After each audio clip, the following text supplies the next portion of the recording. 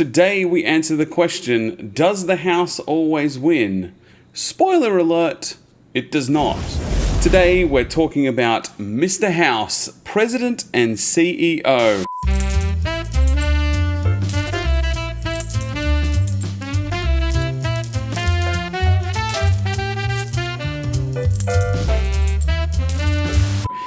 This is from the Fallout precons. I bought the Kaiser's precon and I pulled it apart and made 2 decks out of it. So I'll do the Kaiser deck another time. But I made this Mr. House deck because I really like the theme of it. But here's the rub. The luck doesn't last. This Mr. House deck of mine, I don't think I've ever won. Oh, maybe I've won once. Maybe I've won once. So maybe the house can win. It just doesn't normally win. If you're just joining me for the first time, my name's Dave. Welcome to Quest for the Weekend. We do deck techs around decks that I've been playing for quite a long time. So these are tried and tested decks rather than just theory crafted decks. So if you like that kind of content, please make sure you hit like and subscribe. Share with a friend if you think somebody's going to enjoy it as well. Let's talk about Mr. House himself. He's a 3-drop in Mardu colors, so red, white, and black. He's a legendary artifact creature and a human. So whenever you roll a 4 or higher, create a 3/3 colorless robot artifact creature token. If you rolled 6 or higher, instead create that token and a treasure token. He also has pay 4 and tap, roll a 6-sided die plus an additional 6-sided die for each mana from treasures spent to activate this ability. And he himself is a 0/4. So I suppose the reason I was so enthralled by this deck was the wording on the card itself. It does not say that this has to be a d6, even though the ability makes you roll a 6-sided die, it doesn't. And I'm pretty sure I'm not the only person who knows that this is the case. And so therefore, this is full of a lot of cards, again, as I usually do, that I don't normally get to put in other decks, mainly those being the ones that let you roll a d20 from the Baldur's Gate and the Commander Legends and all that sort of stuff. So it felt really nice to have a home for some of those cards and a really nice utility for it. So that's the reason why I like the deck. But my theory on why it doesn't work very often, and something that I think I need to learn to avoid, and something that you should avoid when it comes to this deck.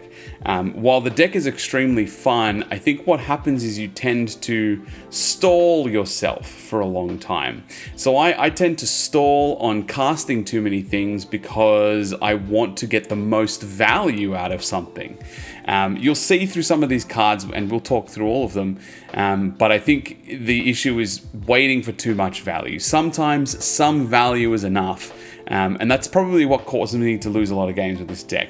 But without further ado, let us do the Dave changes of the deck. So if you're new here, Dave changes are sort of my top picks for this deck. I would say there's probably some similarities to what EDH Rec posts as like the biggest, highest synergy cards, but I know that there's a few in this deck and others that are not those, but I believe these to be tested Dave changes. So let's take a look. First up, we've got Tempered Steel. This is a 3-drop enchantment, colorless 2 white. And it says artifact creatures you control get +2/+2. This simply makes the robots that Mr. House creates 5/5s. I would say this causes me to be a very big threat on the table when that comes out. I usually have maybe 4, 3, 4, 5 sometimes robots on the field. 5/5s is pretty good damage, and it's definitely a big threat. So this to me is a big changer for that. Bronze Guardian. This is a 5-drop, 4 colors and 1 white. It says double strike and ward 2, and other artifacts you control have ward 2, and his power is equal to the number of artifacts you control. There's definitely a lot of artifacts in this deck, plus Mr. House's artifact, plus all of the tokens are artifacts, so heaps of artifacts running around, so it's nice to have the ward 2 on everything, but then this is also just a nice beater as well. Goldspan Dragon. This is a 5-drop with flying haste, a 4/4. It says whenever Goldspan Dragon attacks or becomes the target of a spell, create a treasure token. Oh, my camera is not focusing in. Whenever Goldspan Dragon attacks or becomes the target of a spell, create a treasure token. But more importantly, it says treasures you control have tap, sack this artifact, add 2 mana of any one color. So again, if you look at Mr. House's ability, this says pay 4, roll a 6-sided die plus an additional 6-sided die for each mana from treasures spent to activate this ability. So generally this cuts the cost of the treasures out. I sack 2 treasures to still pay for the 4 and end up with 5 dice. It's quite nice. Plus, obviously, it's a massive ramp on all the treasures that I'm making. Academy Manufactor. There's a few other token generators in this deck. Some things that make foods and some things that make clues. This then enables me to make treasures, but also the other way around. So whenever I'm making a treasure, which is quite often, I then also get a clue and a food, which can help in many, many ways. Clues draw you cards, foods gain you life. So I find this to be one of the key cards for this deck for sure. Reckless Fireweaver. This is whenever an artifact enters the battlefield under my control, Reckless Fireweaver deals 1 damage to each opponent. It is a 2-drop, 1/3. This is good damage. It's just a lot of pings. So it doesn't target, it's just each opponent, so it works quite well. A lot of treasures, a lot of artifact creatures coming into play, works great. Crime Novelist. This is a newer ad for me. I haven't played this too many times, but the times I have played it, it's been very good for me. It's a 3-drop, 1/3. It says whenever you sacrifice an artifact, put a 1/1 counter on Crime Novelist and add 1 red mana. What this means is every treasure I'm sacking, I get an extra red mana on top of that, which can be used for a number of other things. But also he can end up quite large based on the number of treasures I end up sacking. Definitely a game ender here. This is Marionette Master. It is a 6-drop, 4 colors, 2 black for a 1/3. And its biggest thing here is the Fabricate 3. So when this creature enters the battlefield, put 3 1/1 counters on or create 3 1/1 colorless servo artifact creature tokens. I rarely make the tokens, if I'm being honest. I generally give this thing 3 power, and what that means is whenever an artifact you control is put into a graveyard from the battlefield, target opponent loses life equal to Marionette Master's power. So this is every treasure I sack is 4 damage. Every time you kill one of my artifact tokens, it's 4 damage. It's just a lot of damage. So I, generally speaking, use this only for putting 1/1 counters on Marionette Master. And last but not least in the game changes, this is Vihan Goldwaker. This is also sort of a swap out commander. I don't use it as a commander too often, but when I do draw it in a game, it's really great. It says other outlaws you control have vigilance and haste. Very important because it says at the beginning of combat on my turn, I can have treasures I control become 3/3 construct assassin artifact creatures in addition to their other types. So they all become 3/3 creatures, all my treasures. They're also assassins, which means that they have vigilance and haste, so I can attack and still tap them for mana. I find this to be a really, really strong card every time I've had it out, so I cannot recommend this one enough. That is it for the Dave changes on this deck. What we'll do is we'll talk about some of the creatures, the other creatures that I've got in the deck, and then jump into the instants and sorceries, because that's the next biggest thing. So creatures, we have Will, Blade of Frontiers. This is a 2-drop for a 1/1. It says if you would roll 1 or more dice, instead roll that many plus 1 and ignore the lowest roll. So this just is a better chance to get more creatures and treasures. Delina Wild Mage. Here's one of those D20 cards, which I really like. So it's a 4-drop. Whenever Delina Wild Mage attacks, choose target creature I control, then roll a D20. 1 to 14, I create a tapped and attacking token that's a copy of that creature, except it's not legendary and has exile at the end of this combat.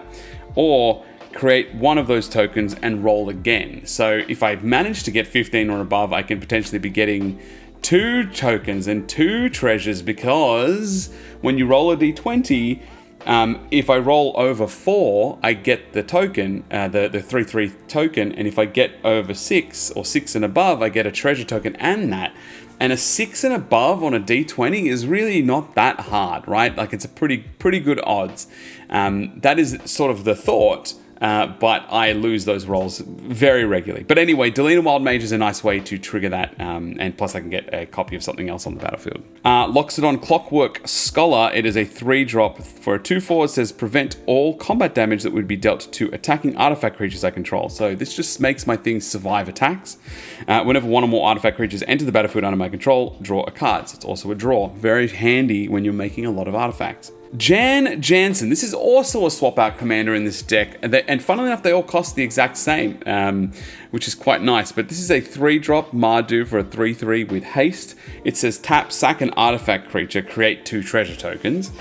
Or tap, sack a non-creature artifact and create 2 1/1 colorless construct artifact creature tokens. This is a nice way of sort of cycling around the things you have on the battlefield. So you can be sacking creatures to then sack treasures, to make treasures, to do the thing and cycle them around, or just sack some of the tokens to make some more treasures, which probably will in turn net you more creatures, which works quite well. Chaos Dragon. This is a 3-drop 4/4 with flying and haste.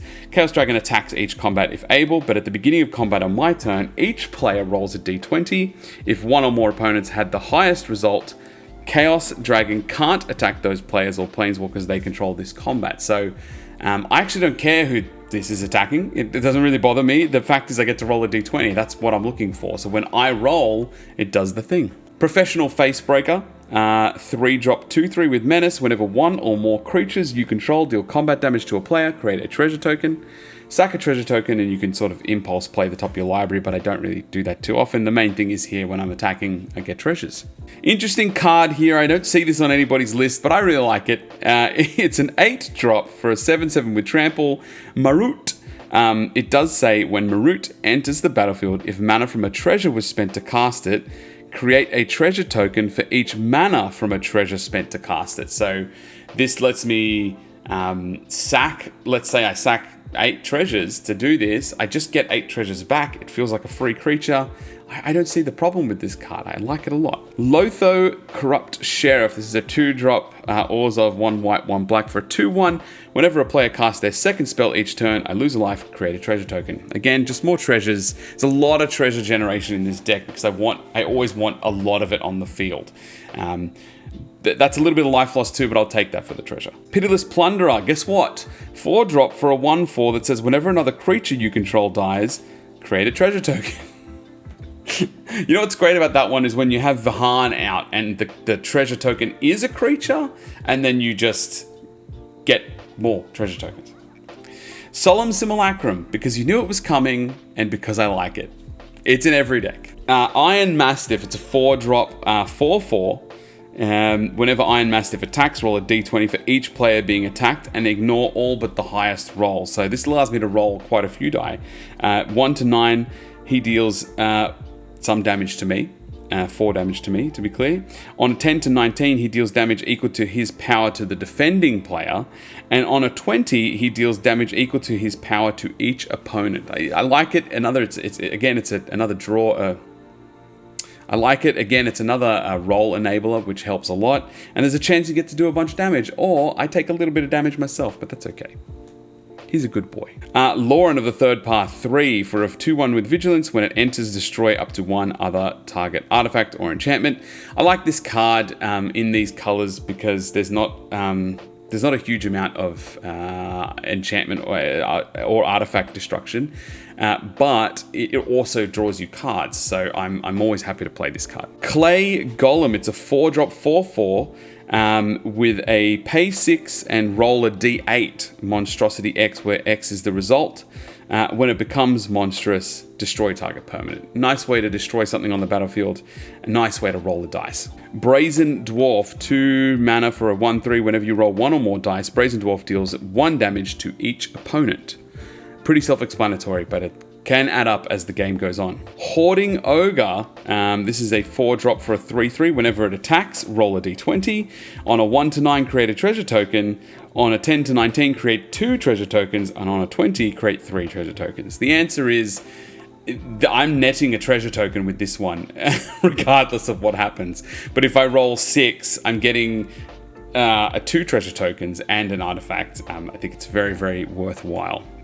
This is Wojek Investigator, a 3-drop flying vigilance 2/4. I'm sorry, this is extremely shiny under these lights. At the beginning of my upkeep, investigate once for each opponent who has more cards in hand than me. So this is just a nice way to get a couple clue tokens on the battlefield. If I've got the Academy Manufactor out, that's also treasures and foods. But I do like to have a couple ways to increase my draw hits, and this just felt like a nice way to do it, and it's a pretty cool looking card. Yes Man, Personal Securitron. This is a 3 mana 2/2. Tap, target opponent gains control of Yes Man, and when they do, I draw 2 cards and put a quest counter. This can only happen once per turn.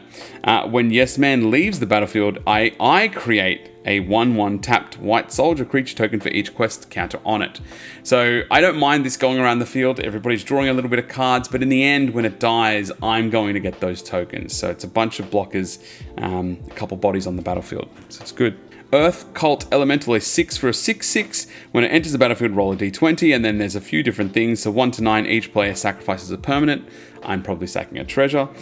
10 to 19, each opponent sacrifices a permanent, which is great. And on a 20, each opponent sacrifices 2 permanents. So this can do some real good damage depending on how I roll.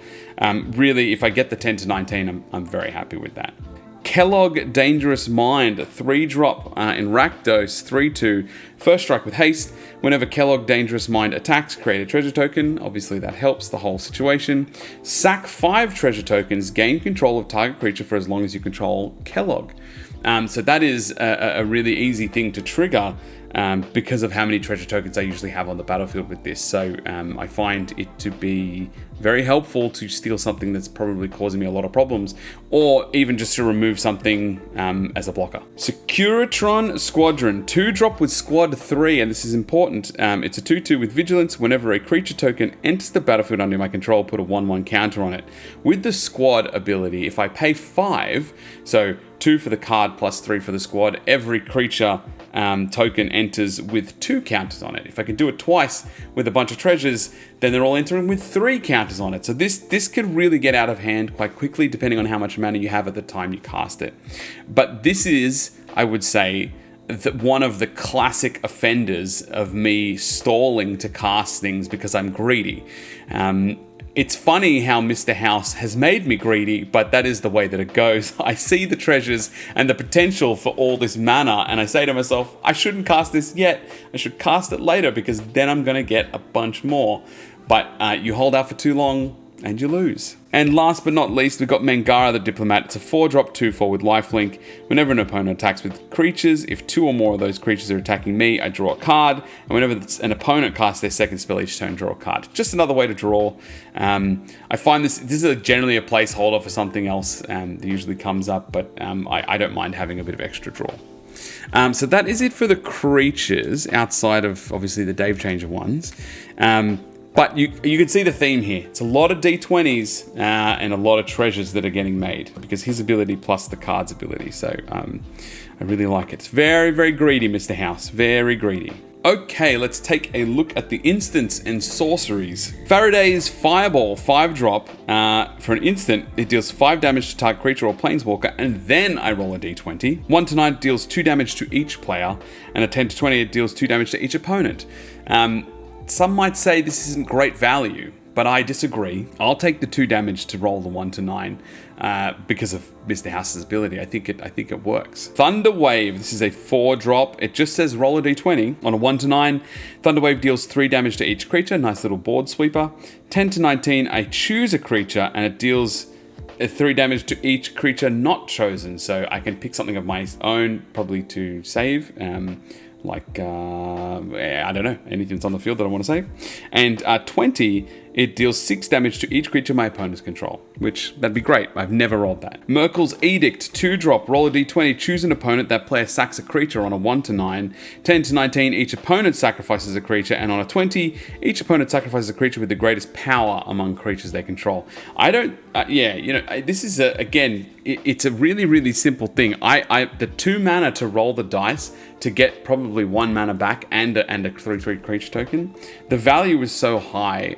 I love it. We've got Wear and Tear, just destroy target artifact, destroy target enchantment. Like I said, a few targeted removals is very helpful. Generally speaking, I don't mind the creature removal too much. That usually sorts itself out through board wipes or damaged creatures, blockers, that kind of thing. It's just enchantments and artifacts a lot of the time that I want to try and remove. So I don't know if you've seen the theme here, but I tend to spend a lot of time, a lot of cards, removing artifacts and enchantments. Unexpected Windfall. This is 4-drop. As an additional cost to cast this spell, discard a card, draw 2 cards, and create 2 treasures. This is Circuits Act, not not an uncut. It isn't from the unset, but it is playable. It just is 3 to roll 3 6-sided dice, and for each different result, create a 1/1 clown artifact creature token. This gets me probably a few things if I've rolled okay, which I don't. Recruitment Drive, 3 mana, roll a d20, pay on a 1 to 9. I create 2 1/1 white soldier creature tokens. On a 10 to 19, create 2 white knight tokens, and on a 20, create 3 2/2 white knights. Mortify, this is destroy target creature or enchantment. Instant, very good. Fell the Mighty, destroy all creatures with power greater than target creature's power. This I find to be quite useful because Mr. House's power is 0. So I target Mr. House, and then everything that's got a power is destroyed, which leaves Mr. House on the battlefield and allows me to continue my day of rolling. Cut a Deal, because this is a really great draw card. 3 mana, each opponent draws a card, then I draw a card for each opponent who drew a card this way. So this is 3 mana for probably 3 cards. Bottleclap Blast, this has got Improvise, which is helpful because there's a few other artifacts in this deck, which you'll see soon. 5 mana. Bottleclap Blast deals 5 damage to any target, and if excess damage was dealt to the permanent this way, create that many tapped treasure tokens. I tend to target something with very low defense so that I can make the most treasures possible. It's quite good. Contraband Livestock, 2 mana, exile target creature, then roll a d20, and on a 1 to 9, they create a 4/4 green ox. On a 10 to 19, they create a 2/2 green boar, and on a 20, the creature, they create a 0/1 goat. Utter End, 4-drop, exile target non-land permanent. Good targeted removal. Swords to Plowshares is Swords to Plowshares. I feel like it's, if you've got white, you should be playing it. And then last but not least, Austere Command. I can choose to. It's destroy all artifacts, destroy all enchantments, destroy all creatures with mana value 3 or less, or destroy all creatures with mana value 4 or greater. This can save both Mr. House being 3 and my creature tokens if I choose the 4 or greater. That is it for the instants and sorceries. Let us jump over to the other permanents quickly. There's not many, so this will be quick. This is Vault 13, The Dweller's Journey. So on stage, it's a 4-drop enchantment, I should say. For each player, exile up to 1 other target enchantment or creature that player controls until this leaves the battlefield.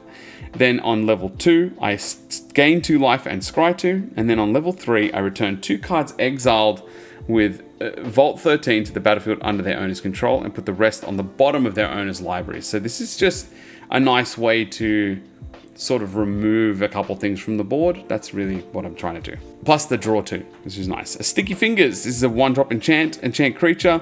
Whenever enchanted creature has menace, and whenever this creature deals combat damage to a player, create a treasure token. And when it dies, I draw a card. I usually put that on Mr. House, if I'm being honest, because he's not getting blocked most of the time. Smothering Tithe probably doesn't need too much introduction, but it's a 4-drop enchantment. It says whenever an opponent draws a card, they can pay 2. If they don't, I create a treasure token. Game changer, I should say. And last but not least, it's Barbarian class, 1 red, and I don't think I've ever done anything other than the first stage here, but for 1 red, it just says if you would roll 1 or more dice, instead roll that many, plus 1, and ignore the lowest result. This is just another way for me to add a dice to the pool and get potentially higher results. That is it for the other permanents. The rest is artifacts. So let's take a look there. There's a few mana rocks, but there's a couple other interesting ones in there that I'd love to talk about.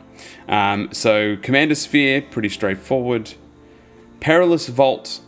This probably can come out, if I'm being totally honest with you. I don't think I need this one as much. There's a lot of other board sweepers in this deck now, so this is just a board sweeper that you can put in any deck. Here's one, Treasure Chest, 3 mana. It's pay 4, sack treasure chest, and roll a d20. On a 1, I lose 3 life. On a 2 to 9, I create 5 treasure tokens. But on a 10 to 19, I gain 3 life, draw 3 cards. And on a 20, search my library for a card. If it's an artifact card, I can put it onto the battlefield. Otherwise, put it into my hand and shuffle. This is good no matter which it rolls. Outside of 1, right? If I roll 1, that really sucks. But basically any of the other, I'm happy. I'm always happy. Arcane Signet, Soul Ring. Here's another interesting one. It's Component Pouch, 3 mana for a few different abilities. It's got tap to roll a d20, and on 1 to 9 put a component counter on here, and on 10 to 20 put 2 component counters on it. I can tap and remove a component counter to add 2 mana of different colors. So this is just a really easy way to both ramp and roll.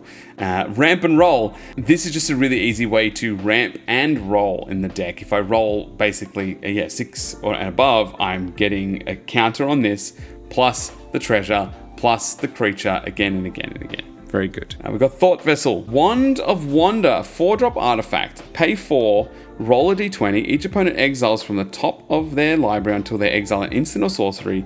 Then they shuffle the rest into the library. I cast X instant and sorcery spells from among them without paying the mana cost. Based on the result, on a 1 to 9, I do 1 of them. On a 10 to 19, I do 2 of them. And on a 20, I do 3 of them. So this feels like a non-losing situation for me. So very good. Vexing Puzzle Box, 3 mana. Whenever I roll 1 or more dice, this gets a charge counter equal to the result. So this can get out of hand quite quickly and get me quite a few counters. It also has tap to add 1 mana of any color and roll a d20. So this is, on top of that, just the perfect mana ramp. And then on top of that, last ability is tap, remove 100 charge counters from it. Search my library for an artifact, put it onto the battlefield. That doesn't happen as often, I would say. But the tap for a mana and roll a d20, that's dope. Boris Signet. Talisman of Conviction. Nuka-Cola Vending Machine. This is pay 3. And then I can pay 1 and tap to create a food token. And whenever I sacrifice a food, create a tapped treasure token. So this can work really well with the Academy Manufactor on the battlefield as well. I end up with a lot of treasures from that. Wayfarer's Bauble, Lightning Greaves, and last but not least, Orzhov Signet. And that is that. So what I'll do now is I will just tell you the things that I've got still left on my list that I'm looking for at the moment. Will's Reversal is one of them. Would help if I had the card up. So Will's Reversal is one of them. It is a 3-drop instant. It says choose target spell or ability with 1 or more targets, roll a d20, and add the greatest power among creatures I control. So that is whatever the largest creature I have, I add that to the dice result, which is quite helpful.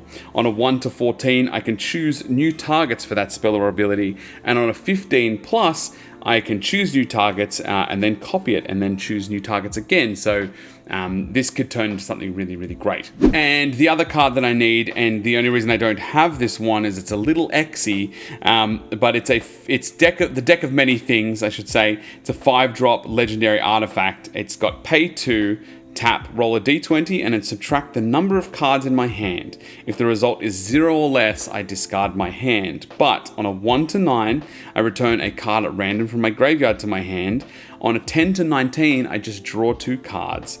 And then on a 20, I put a creature card from my graveyard onto the battlefield under my control. And when that creature dies, its owner loses the game.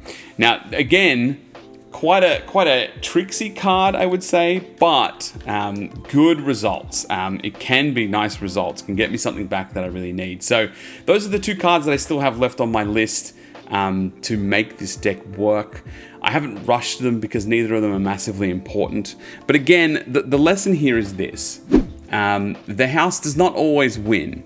But I do think that this deck has some good potential, and when it's a threat, it's a massive threat. Usually you're talking about, you've got a bunch of different creatures on the battlefield. They've all got massive amounts of power, or I've got Marionette Master out, and the threat is you can either take the damage from the attack, or you can take the damage from the death of the creature. One or the other. It just sort of forces people into a corner. And the other thing is, I never run out of mana in this deck. There are so many ways to create treasures. I'm doing so much dice rolling. It really embodies something that I enjoy about deck building. Again, like I said, it's cards I don't get to use so often. It does something very, very different to a lot of my other decks. So I'm hard pressed to find a replacement for Mr. House, I would say. Do you have a Mr. House deck? Have you built something with it? Let me know. I'd love to hear what you guys have and some of the cards you have that you didn't see here. I will have the deck list in the description down below. And thank you again for all the support. I really appreciate it. And again, if you have liked what you've seen, please like, share, and subscribe. Consider letting someone know about this channel. Comment below. Like I said, I'd love to hear about some of your decks. Even if you could post your deck list, that helps the community out to see other decks and see some really cool working cards. So thank you again for tuning in, and until next time, peace.